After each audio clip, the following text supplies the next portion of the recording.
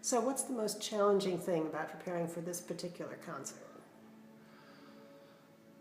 This concert is made up of 4 very different pieces, and that's on purpose. Sometimes all the pieces come from the similar composers or one similar style.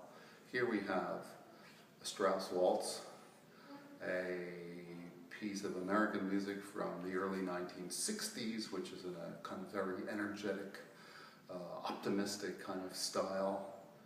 Then we have a piece of much later American music, suite from the opera The Great Gatsby by John Harbison, which has music harkening back to the 1920s.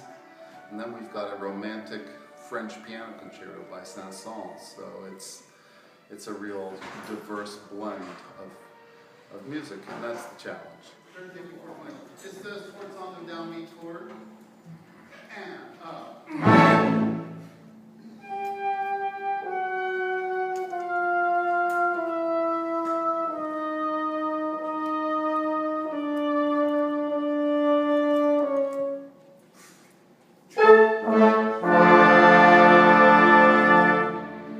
Soloist doesn't come in till the very end. How does that make working on the piece that the soloist isn't here until the last or second to the last rehearsal? Well, that's quite common, and with most standard concertos or concertos from the standard repertoire, that's not a problem. The orchestra prepares its part, and then the soloist comes in at the end. It ratchets up the excitement when we have the soloist with us. It brings everything up a level, and it's quite nice the way that works. Sometimes we don't rehearse that way with a concerto. If we have a new concerto or a particularly difficult concerto, we want the concerto soloist to be part of the entire rehearsal process, and we'll bring them in 4 or 5 weeks early. But for a piece like the Saint-Saens' 5th Piano Concerto, bringing in Jeffrey Burleson at the end will work.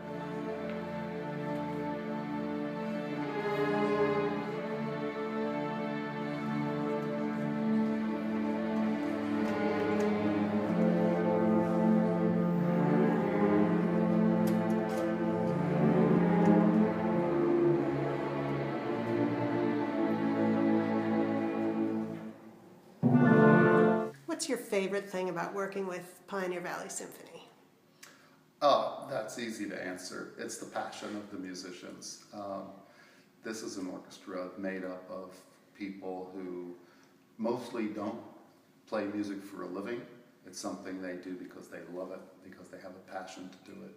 And they care very much about coming to all of our rehearsals, about what repertoire we're playing, about exploring new repertoire. It's a joy because everybody is so excited about what we're doing. It's like working with young people, except that here we have people who have the benefit of 30 or 40 years of experience, so they bring all that orchestral knowledge with them, yet they still have the youthful enthusiasm of a college or a high school orchestra. So that's what I love about it.